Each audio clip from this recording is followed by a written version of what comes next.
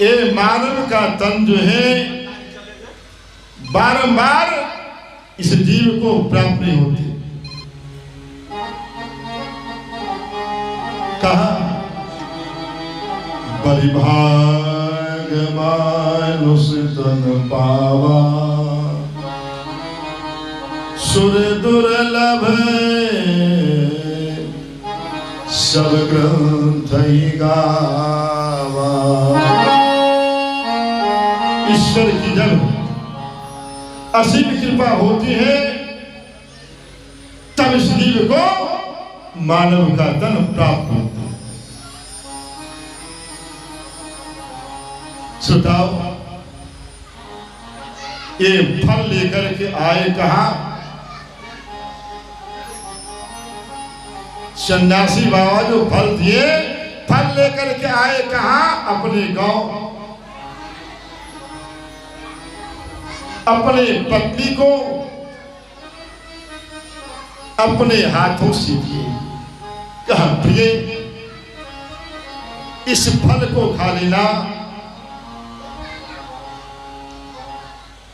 क्या इस फल को खाने से क्या लाभ है, क्या फायदा है? क्या प्रिय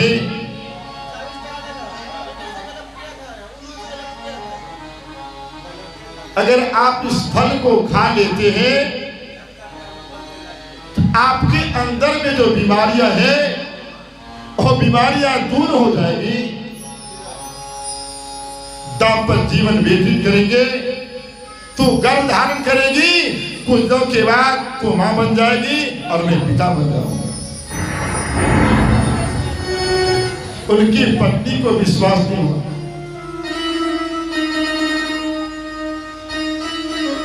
वो गई कहा अपने सहेली के पास, कहा सखी हमारे जो पति देव हैं एक फल दिए खाने के लिए। उनका कहना इस फल को तू खा लेना, तुम्हारे अंदर में जो बीमारियां हैं वो बीमारियां ठीक हो जाएगी और तू मां बन जाएगी और मैं पिता बन जाऊंगा। सखी कहती है ये सखी भूल से ऐसा काम नहीं करना। जानती हो जब कोई नारी गर्भ धारण करती है, गर्भवती हो जाती है, वो कुरूप हो जाती है, कमजोर हो जाती है। किसी किसी माताएं की रोशनी, आंख की रोशनी चली जाती है और कुछ दिनों के बाद रोशनी आती है प्रसव होने के बाद। ऐसा काम नहीं करना बहना। वापस लौट गई, फिर गई अपने बहन के पास, उनसे सारे वृत्तांत को सुनाए। क्या देखो बहना भूल से ऐसा काम नहीं करना। अरे तुम्हें बेटा चाहिए ना, कहा क्या चिंता नहीं करना, मेरे पास में 2-4 बेटे हैं, अब की बार में गर्भवती हूं, जैसे मैं संतान को जन्म दूंगी ना रुपये खर्च करना, मैं तुम्हारे यहाँ अपने बच्चे को किसी ढंग से पहुंचा दूंगा। वापस लौट गई और फिर वापस गई बहन इस फल को मैं क्या करूं? कहा पगली इस फल को तो गौ को खिला देना। छल किया ना अपने पति से, उस फल को खिला दी गौ माता को, रुपये खर्च किए। उसकी महीना रातों ही रात अपने बच्चे को पहुंचा दी। वो बच्चा रोना शुरू किया। जब मां संतान को जन्म देती है वो बच्चा रोता है ना,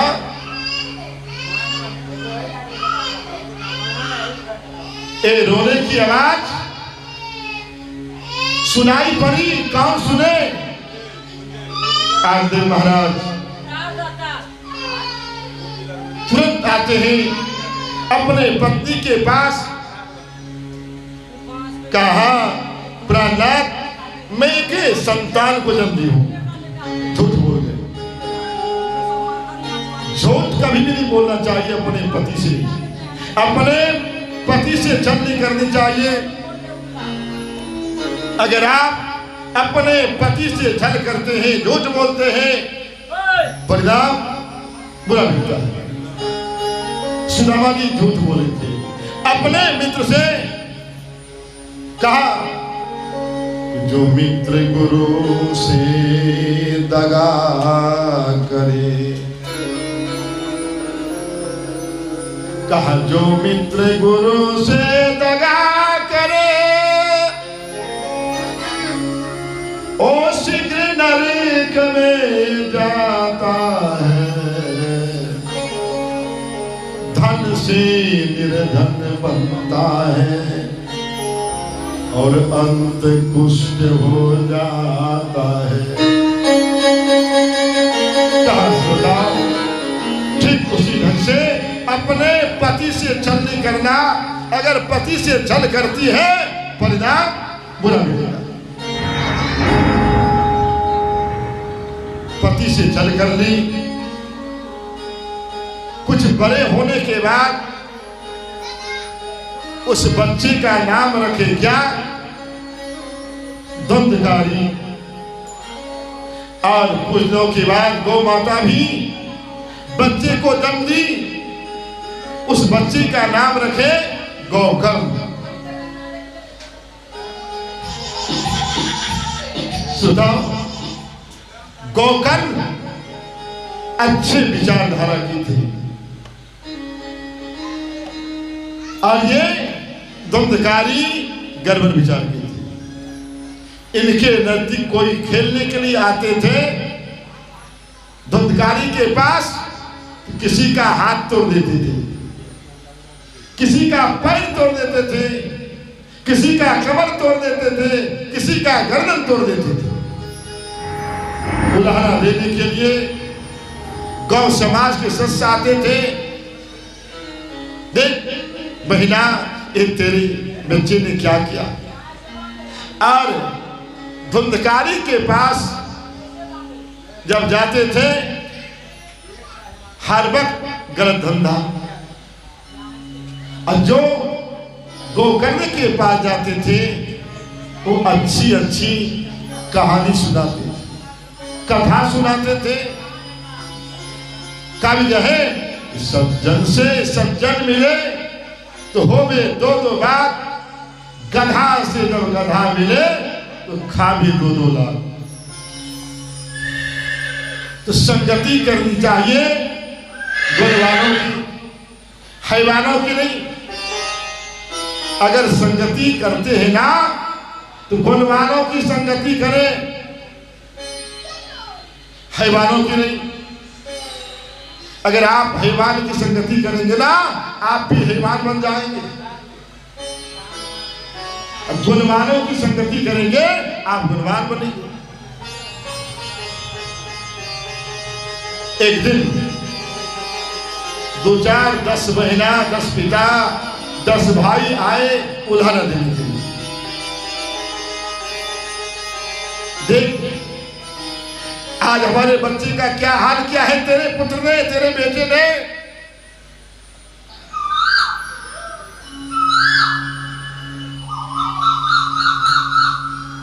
धुंधकारी की मां कहती है, बेटे तुम ऐसा काम मत करो, किसी भी प्राणी को कष्ट मत दो, सताओ मत। धुंधकारी कदाय बोली, तो ज्ञान सिखाने। लहरता हुआ अंगोरा तेरे मुख में रखूंगा।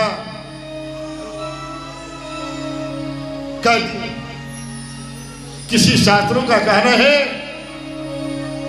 कि धुंधकारी अपने मां को मारने के लिए दौड़े, और किसी शास्त्रों का कहना है कि धुंधकारी मां, धुंधकारी की जो मां है वो अपने से कुएं में कूद गई। प्राण गंवा दी। अब जो सत्य हो, धुंधकारी कुएं में जाके देखते अपने मां को, सचमुच में मेरी मां मर गई।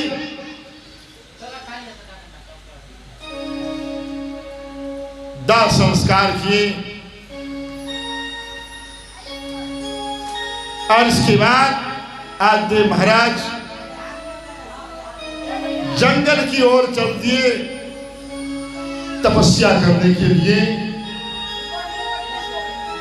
और गोकर्ण महाराज काशी जी चले गए विद्याध्ययन करने के लिए। इधर अकेले पड़ गए कौन? धुंधकारी। इसका काम शुरू हो गया क्या? शराब पीना, डाका डालना, चोरी करना, हिंसा करनी। 5 वेश्या को ले आए जबरन, अपने घर में रखने लगे। अच्छे भोजन देते थे 5 वेश्याओं को, गहना जेवर पहनाते थे अपने हाथों से। और इसका काम था क्या? डाका डालना। सुताओ प्रीत कर परिवार सब, निज स्वार्थ के हेतु अंत समय परलोक में कोई साथ नहीं दे। जब तक आप स्वस्थ हैं, पॉकेट में रुपये हैं, तब तक आपका मान सम्मान देंगे पत्नी, बेटे, पुतहू, भाई। और जिस समय आप चलने फिरने से असमर्थ हो जाएंगे, आपकी आर्थिक स्थिति कमजोर हो जाएगी, वो आपसे रिश्ते नाते तोड़ देंगे। 5 वेश्या विचार की क्या? ए बहिना, अभी जो डाका डालते हैं, चोरी करते हैं, अपहरण करते हैं, तो अच्छे भोजन देते हैं। कल अगर पकड़े जाएंगे तो क्या हाल होगा? बहन, आज एक काम करना है। का क्या काम? का जैसे ही शराब पी करके आएंगे ना, चारपाई पर बैठेंगे, आज शराब पिलाएंगे 5 महीना मिलकर। जब मस्त हो जाएंगे शराब पी करके, चारपाई पर लेट जाएंगे, 5 महीना इसके गले में रस्सियां बांधेंगे, दोनों ओर से खींचेंगे, ये मर जाएंगे। मर जाने के बाद लहरता हुआ अंगूरा इसके मुख पे रख देंगे और हम लोग फरार हो जाएंगे। ठीक है, ऐसा ही किया। आए, डाका डाल करके नशे में मस्त है, चारपाई पर बैठे हैं, शराब पी लिए और चारपाई पर लेट गए। 5 वेश्या उसके गले में रस्सियां बांध करके खींच दी और लहरता हुआ अंगूरा उनके मुख पर रख दिए। अब 5 वेश्या फरार हो गए। है जिंदगी में हजारों का मिला जुला, जिंदगी में हजारों का मिला जुला, हमसे जब उड़ा तो अकेला।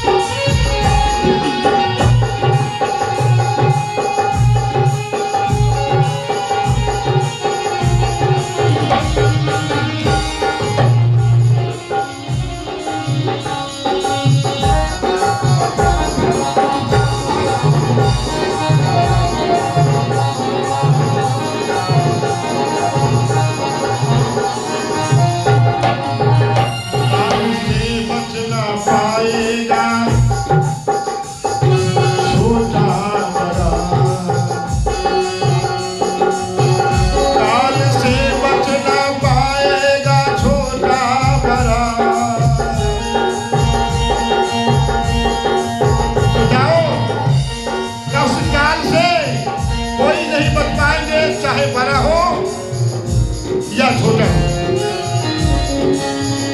काल से बच ना पाएगा छोटा बड़ा।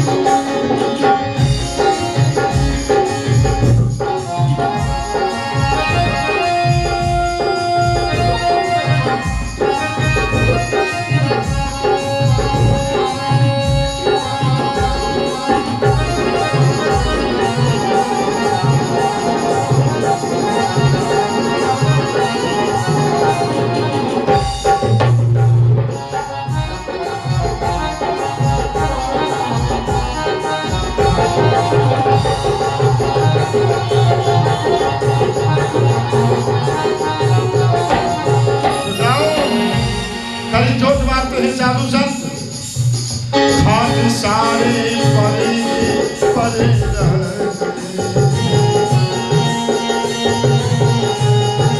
जो कि अपने रुपये खर्च करके चौकी बनाते हैं, पलंग बनाते हैं, सोफा सेट बनाते हैं, गलीचे बनाते हैं। क्यों? सोने के लिए, बैठने के लिए। और बनाने वाले अपना दैहिक लीला को समाप्त कर लेते हैं, जिसको बनवाए यहीं पे छोड़ जाते। खाट सारे परे के परे रह गए,